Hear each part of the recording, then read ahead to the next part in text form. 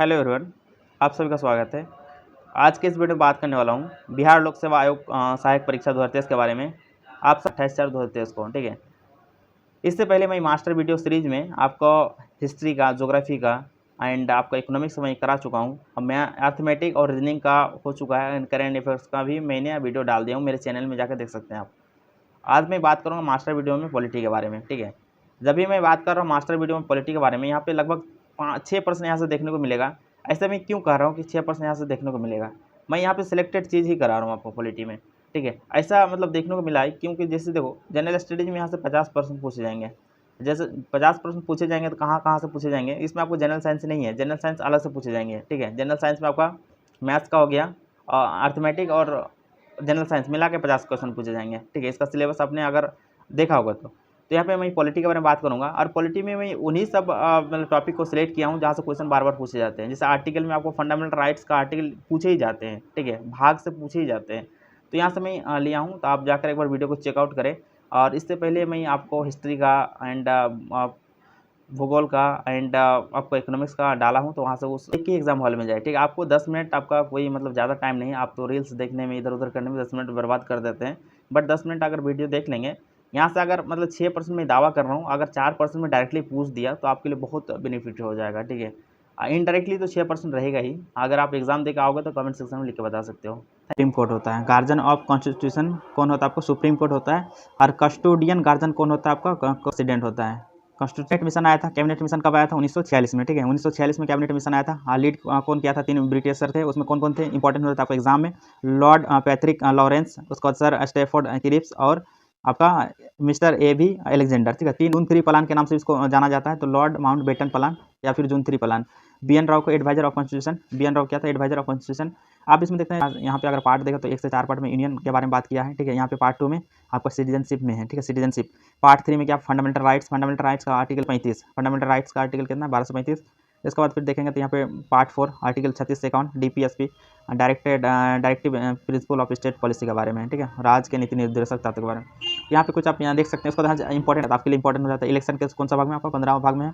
उसके बाद फिर अगर इमरजेंसी की बात करें तो इमरजेंसी आपका 18 भाग में। शेड्यूल है, तो शेड्यूल से भी कभी क्वेश्चन देखने को मिलता है। तो शेड्यूल आप देख लीजिए यहाँ पे। पहला शेड्यूल में क्या है? स्टेट एंड यूनियन टेरिटरी के बारे में है। उसके बाद दूसरा में क्या? सैलरी एंड इमोलमेंट के बारे में है। और तीसरा में क्या? वोट इन्फॉर्मेशन के बारे में। तो यहाँ पे क्या आपका शेड्यूल के बारे में शेड्यूल, ठीक है। टोटल कितना शेड्यूल है? 12 शेड्यूल है। 12 शेड्यूल क्या है? 11 पंचायत के बारे में और 12 म्यूनसिपलिटीज़ के बारे में। तो अभी इलेक्शन चल रहा है म्यूनसिपलिटीज़ का, तो आपके लिए इंपॉर्टेंट हो जाता है म्यूनसिपलिटी किस शेड्यूल में? 12 शेड्यूल में। और पंचायत के शेड्यूल में 51 मतलब 11 शेड्यूल में, ठीक है। अब बात कर लेते हैं कुछ सोर्स कहाँ से हम क्या लिया गया था। तो यूके से अगर बात करें तो यूके से क्या क्या लिया गया था? आपका लॉ मेकिंग प्रोसेस लिया गया था, ठीक है। और सिंगल सिटीजनशिप लिया गया था कहाँ से? यूके से। यूएसए का अगर बात करें तो USA fundamental rights, independent of judiciary को इंडिपेंडेंस कैसे रखा जाए। उसके बाद कनाडा से रिसिड्यूरी पावर ऑफ सेंटर का रिसिड्यूरी पावर लिया गया था। ये सब क्वेश्चन पूछा जाता है आपको। आयरलैंड से, तो आयरलैंड से आपका डीपीएसपी हो गया, प्रेसिडेंशियल इलेक्शन हो गया। राज्यसभा मेंबर का नॉमिनेशन कैसे किया जाता है? आयरलैंड से। जर्मनी का बात करें तो जर्मनी में इमरजेंसी प्रोविजन लिया गया जर्मनी से। ऑस्ट्रेलिया से कंकरेंट लिस्ट, तो कंकरेंट लिस्ट कहाँ से लिया गया? Australia sir. कंकरेंट लिस्ट कौन शेड्यूल में? 7वां शेड्यूल में। अफ्रीका से अमेंडमेंट लिया गया और फ्रांस से Republic system equality and liberty लिया गया, ठीक है। तो आपके लिए बहुत इंपॉर्टेंट हो जाता है, ठीक है। तो मैंने कुछ सिलेक्टेड आर्टिकल लिख के रखा हूँ, तो आपके लिए बहुत इंपॉर्टेंट हो जाता है। आर्टिकल 40 यहाँ पे ग्राम पंचायत का संगठन, गांधीवादी सिद्धांत का यहाँ पे जिक्र है, ठीक है। आर्टिकल 48 का बात करें तो कृषि एवं पशुपालन के बारे में वहाँ पे मेंशन है। ये सब कौन है? राज्य के नीति निर्देशक तत्व का मैं आर्टिकल बता रहा हूँ। 36 से 51 के बीच मैंने इंपॉर्टेंट आर्टिकल को मेंशन कर रहा हूँ यहाँ पे। उसके बाद आर्टिकल 48 का है, तो 48 का ये में किसमें? पर्यावरण संरक्षण से रिलेटेड है। आर्टिकल 51 तो बहुत बार पूछा गया आर्टिकल 51, तो ये आपके लिए इंपॉर्टेंट हो जाता है। आर्टिकल 51 क्या है? अंतर्राष्ट्रीय शांति एवं सुरक्षा, ठीक है। अंतर्राष्ट्रीय शांति एवं सुरक्षा किसमें? आर्टिकल अनुच्छेद 51 में। अनुच्छेद 51 में क्या? अंतर्राष्ट्रीय शांति एवं सुरक्षा, ठीक है। उसके बाद नेक्स्ट आर्टिकल का देखेंगे यहाँ पे। आर्टिकल 51 का ए में है, तो 51 का एक में क्या है आपका? फंडामेंटल ड्यूटीज़ के बारे में। तो फंडामेंटल ड्यूटीज़ के बारे में 10 + 1, ठीक है, 11 फंडामेंटल ड्यूटीज़ है। ये कब ऐड किया गया था? 1986 में ऐड किया गया था, ठीक है। अब कमीशन का एस्टेब्लिशमेंट कब हुआ था? 1951 में किया था, 25 जनवरी 1951 को। 25 जनवरी को इसलिए हर साल मतदाता दिवस के रूप में मनाया जाता है। फर्स्ट ईवीएम कहाँ पे यूज हुआ था? केरला में यूज हुआ था।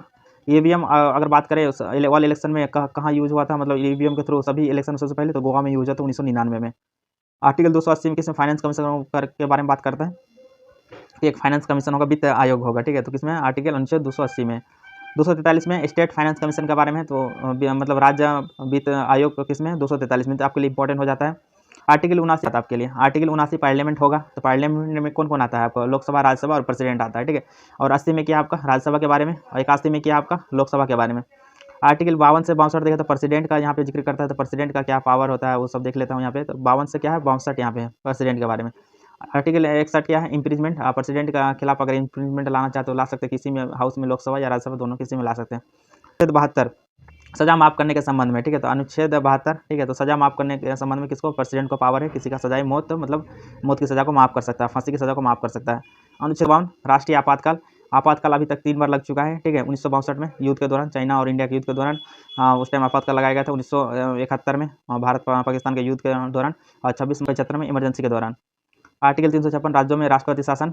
आर्टिकल 360 वित्तीय आपातकाल के बारे में बात करता है, तो अभी वित्तीय आपातकाल एक बार भी नहीं लगा है। आर्टिकल 74 से 78 मंत्रिपरिषद उपमंत्री कार्य के बारे में है, किसमें 74 से 78। और एक क्वेश्चन पूछा जाता है कि मंत्रिपरिषद किसके लिए उत्तरदायी होता है, तो मंत्रिपरिषद लोकसभा के लिए उत्तरदायी होता है। अनुच्छेद 153 का बात करें तो अनुच्छेद 153 राज्यपाल के बारे में जिक्र करता है। अनुच्छेद 155 राज्यपाल की नियुक्ति कौन करता है, राष्ट्रपति। राज्यपाल की नियुक्ति कौन करता है, राष्ट्रपति, उसके बारे में है 155 में। अनुच्छेद 159 में उसका शपथ के बारे में, राज्यपाल का शपथ कौन दिलाया, तो chief justice of high court, उसके बारे में जिक्र है। अनुच्छेद 164 का 1 में क्या है, सीएम की नियुक्ति राज्यपाल करेगा। सीएम की नियुक्ति कौन करेगा, राज्यपाल करेगा, ठीक है। अपॉइंट कौन करेगा, राज्यपाल करेगा। नोट, राज्य के कार्यपालिका प्रधान गवर्नर होता है। क्वेश्चन पूछा गया, तो पूछा जाता है कि राज्य के कार्यपालिका का प्रधान कौन होता है, गवर्नर होता है, ठीक है। एग्जीक्यूटिव हेड ऑफ स्टेट कौन होता है आपका, गवर्नर होता है, राज्यपाल होता है। आर्टिकल अनुच्छेद 167 में, तो सीएम वर्क नॉलेज, सीएम जो भी काम करेगा तो ठीक है, तो किसको इसमें देगा, राज्यपाल को उसका जानकारी देगा, ठीक है। तो इसके बारे में सीएम वर्क नॉलेज। अनुच्छेद 165 में, तो एडवोकेट जनरल ऑफ स्टेट, तो ठीक है, तो एडवोकेट जनरल हो स्टेट का होगा। तो अभी अगर बात करें एडवोकेट जनरल कौन है, अभी ललित किशोर है। बिहार का कौन है एडवोकेट जनरल, ललित किशोर है। और chief justice of Patna high court कौन है अभी आपका chief justice of Patna high court आपका संजय करोल, ठीक है, संजय करोल, आप इसका याद रखें। 76 का आर्टिकल अनुच्छेद 76 में किसके बारे में मेंशन करता है, अटॉर्नी जनरल ऑफ इंडिया। और भारत का अटॉर्नी जनरल कौन बना है, 16वां आर वेंकट रमनी बना है, आर वेंकट रमनी, ठीक है, 16वां बना है। अनुच्छेद 148 से 151 कैग के बारे में जिक्र करता है, तो कैग, ठीक है। और अनुच्छेद 125 सीजीआई का अपॉइंटमेंट के बारे में बात करता है, ठीक है। तो सीजीआई का चीफ जस्टिस ऑफ इंडिया, मतलब भारत के मतलब मुख्य न्यायाधीश के अपॉइंटमेंट के बारे में बात करता है, अनुच्छेद 125। आप देखते हैं some important constitution amendment, article 368 में है अमेंडमेंट के बारे में। 42वां संविधान संशोधन हुआ था 1976 में, इसको मिनी कॉन्स्टिट्यूशन कहा जाता है। और इसमें 3 वर्ड ऐड किया गया था, सोशलिस्ट, सेकुलर और इंटीग्रिटी, इसको भी याद रखेंगे। 44वां संविधान संशोधन 1978 में हुआ था, तो संपत्ति का अधिकार को फंडामेंटल राइट से हटाकर एक अलग कानून बना दिया गया था, ठीक है। तो फंडामेंटल राइट से हटा दिया इसको संपत्ति का अधिकार को। 1952वां संविधान संशोधन संविधान संशोधन 1985 में लाया गया था, दल बदल कानून से रिलेटेड था, दल बदल कानून, एंटी डिफेक्शन लॉ। 73वां संविधान संशोधन 1992 पंचायती राज को जोड़ा गया। और 74वां में नगर निगम पालिका को जोड़ा गया, ठीक है। इसके बाद बात करेंगे तो 69वां दिल्ली को क्या किया, 69 में दिल्ली को राष्ट्रीय राजधानी क्षेत्र घोषित किया गया था। 69वां संविधान संशोधन 1991 में लाया गया था। 91वां संविधान संशोधन 2003 में लाया गया था। इसमें कहा गया कि 15% लोकसभा विधानसभा में मंत्रिपरिषद से ज़्यादा नहीं होना चाहिए। तो इसका 91वां संविधान संशोधन में कहा गया था, 2003 में लाया गया है कि जितना भी सीट है, जैसे विधानसभा में कितना, अगर बिहार का विधानसभा को बात करें तो 243 सीट है, ठीक है। इतना इसका 15% से ज़्यादा मंत्री परिषद नहीं होना चाहिए, मंत्री पद नहीं होना चाहिए, ठीक है। तो मैक्सिमम कितना प्रतिशत होगा, 15%, चाहे लोकसभा हो चाहे राज्यसभा हो, ठीक है, उससे ज़्यादा नहीं होना चाहिए। 92वां 2003 भाषा को जोड़ा गया था, ठीक है। तो भाषा को जोड़ा गया था, 92वां संविधान संशोधन 2003 भाषा को ऐड किया गया था, भाषा से रिलेटेड है। 97वां 2011 तो कोऑपरेटिव सोसाइटी से रिलेटेड है। 101 संविधान संशोधन जीएसटी लागू हुआ था, 101वां संविधान संशोधन जीएसटी लागू हुआ था। 61वां वोटिंग एज 1988 में आया था, वोटिंग एज को रिड्यूस कर दिया था 21 से 18। ओके, उसके बाद अगर बात करेंगे तो पंचायती राज व्यवस्था 2 अक्टूबर 1959 को राजस्थान के नागौर में सर्वप्रथम मतलब किया गया था उसका, ठीक है। पंचायती राज व्यवस्था कहाँ पे, राजस्थान के नागौर में सर्वप्रथम किया गया।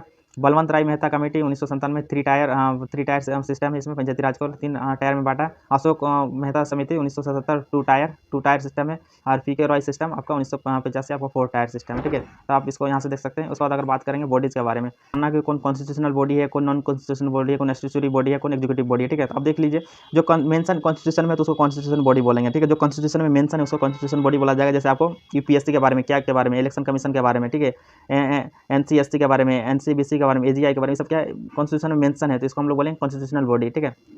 अब दूसरा एक होता है नॉन कॉन्स्टिट्यूशनल बॉडी, तो आपको एग्जीक्यूटिव द्वारा बनाया गया या फिर स्टैट्यूटरी लॉ द्वारा बनाया गया, इसको नॉन कॉन्स्टिट्यूशनल बॉडी बोला जाता है, ठीक है। अब जैसे देखो लॉ के द्वारा एक्ट बाय पार्लियामेंट, ठीक है, तो लॉ के द्वारा लाया जाता है, जैसे NHRC हो गया, NCW हो गया, NCM हो गया, NLC हो गया, NGT हो गया, ये सब क्या है स्टैट्यूटरी बॉडी हो गया।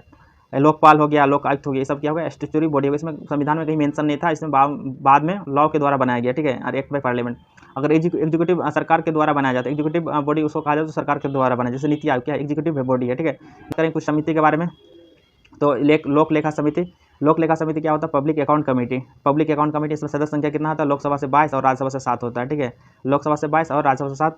कार्यकाल 1 वर्ष के लिए होता है, अध्यक्ष होता है विपक्षी दल के किसी सदस्य का मतलब अध्यक्ष होता है, ठीक है। इसका कार्य क्या होता है कैग के रिपोर्ट को एनालिसिस करना रहता है, कौन लोक लेखा समिति पब्लिक अकाउंट कमेटी। इसका बारे में बात करेंगे तो प्राकलन समिति, प्राकलन समिति क्या होता है आपको एस्टीमेट कमेटी, इसको इंग्लिश में बोला जाता है। सदस्य की संख्या कितना होता है लोकसभा 30 होता है, केवल लोकसभा से ही रहता है 30 सदस्य की संख्या। अध्यक्ष कौन होता है सत्तारूढ़ दल का कोई सदस्य होता है, इसमें धन का आकलन करता है, ठीक है। तो ये झंडा गीत विजय गाया गया था, ठीक, कहाँ पे 1925 में, कहाँ कानपुर में जो अधिवेशन हुआ था उसमें गाया गया था। इस अधिवेशन का कौन अध्यक्ष किया था 1925 वाला कानपुर में, ठीक है, तो सरोजिनी नायडू किया था, ठीक है। तो आप सरोजपुर का अधिवेशन और उसी टाइम गाया गया था ये आपका झंडा गीत। तो इसको लिखा कौन था, क्वेश्चन आपको पूछा जाता, तो श्यामलाल गुप्त प्रसाद के द्वारा लिखा गया, ठीक है। उसके बाद अगर बात करेंगे कि वह गाया गया था और 1938 में हरिपुरा अधिवेशन में इसे भारतीय झंडा गीत घोषित किया था। इसको भारतीय झंडा गीत कब घोषित किया गया था 1938 का हरिपुरा अधिवेशन में। तो हरिपुरा अधिवेशन का अध्यक्ष कौन किया था सुभाष चंद्र बोस ने किया था, सुभाष चंद्र बोस ने हरिपुरा अधिवेशन का अध्यक्ष किया था, ठीक है। इसे भारतीय झंडा गीत घोषित किया गया था उस अधिवेशन में 1938 में। इसका बात करेंगे तो भारत का राष्ट्रीय पशु क्या है आपका, भारत का राष्ट्रीय पशु बाघ, ठीक है। तो बाघ पक्षी, तो राष्ट्रीय पक्षी क्या है मोर है, तो मोर का यहाँ पे राष्ट्रीय पुष्प क्या है कमाल का है, राष्ट्रीय वृक्ष क्या है बरगद है, राष्ट्रीय फल क्या है आम है, ठीक है। तो ये भी क्वेश्चन पूछा गया था BRC में, आप देख सकते हैं कि आप किस टाइप का क्वेश्चन पूछा जाए। अब देखो 7वीं अनुसूची में, तो 7वीं अनुसूची में क्या है कुछ इसमें सूची दिया गया है, जिसमें अलग अलग सूची है, संघ सूची, जिसमें क्या हो सकता है इसमें आपको केंद्र सरकार से कानून बना सकते हैं। पहले कितना था इसमें 97 लिस्ट नाम था, मतलब उसमें क्षेत्र में कानून बना सकते हैं। अब इसमें वर्तमान में 100 हो गया, ठीक है। इसका संख्या बढ़कर कितना हो गया 100 हो गया। राज्य सूची में तो पहले 66 था, अभी घटकर कितना हो गया 62 हो गया, ठीक है। तो इसमें 62 हो गया, 62 ऐसे क्षेत्र हैं जहाँ पे राज्य सरकार कानून बना सकती है। समवर्ती सूची में दोनों कानून बना सकता है, राज्य सरकार और केंद्र सरकार भी। इसमें कानून कितना स्थिति हो गया आप सूची आपको 52 हो गया, और पहले कितना था 47 था, ठीक है। तो यहाँ से आपको इंपॉर्टेंट हो जाता है।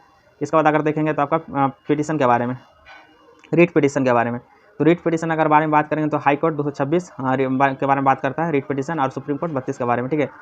5 तरह का रीट होता है, 5 तरह का रीट होता है, आप देख सकते हैं यहाँ पे हेबियस कॉर्पस, ठीक है। पहला हो गया हेबियस कॉर्पस, मैंडेमस, प्रोहिबिशन और सर्ट्यूरी, ठीक है। तो 5 तरह का यहाँ पे रीट होता है। आप अगर आपका कोई भी हनन होता है तो आप डायरेक्ट जा सकते हैं कहाँ पे सुप्रीम कोर्ट में, आर्टिकल 32 के तहत, और हाई कोर्ट जा सकते हैं आर्टिकल 226 के तहत। इसके बाद अगर बात कर लेते हैं केवल भारतीय नागरिक को प्राप्त कुछ अनुच्छेद, ठीक है। तो केवल भारतीय नागरिक को प्राप्त अनुच्छेद जो आपका कितना अनुच्छेद आपका पे 15 हो गया, 16, 19, 29 और 30, ये सारे आर्टिकल किसके लिए सिर्फ भारतीय नागरिक के लिए, ठीक है। ये फंडामेंटल राइट है, फंडामेंटल राइट आपको 12 से 35 तक है। और इसमें देखो 15, 16 में तो 16, 19, 29 और 30, 29, 30 क्या माइनॉरिटी के लिए, 15, 16 और 19 सब क्या है भारतीयों के लिए, ठीक है। और 19 में भी आपको बात करेंगे नागरिक एवं गैर नागरिक के लिए, ठीक है। जो नागरिक है और गैर नागरिक दोनों के लिए आर्टिकल कितना है 14, 20, 21, 23, 24, 25, 27 और 28 जो है ना, 14, 20, 21, 23, 24, 25, 26, 27, 28।